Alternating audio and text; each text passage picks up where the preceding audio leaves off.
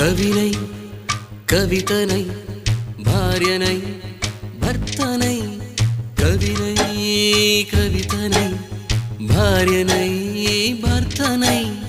మల్లెల దారిలో మంచు ఎడారిలో మల్లెల దారిలో మంచు ఎడారిలో పన్నీటి జయ గీతాల కన్నీటి జలపాతాల నాతో నేను అనుగమిస్తూ నాతో నేనే రమిస్తూ ఒంటరినై అనవరతం కంటున్నాను నిరంతరం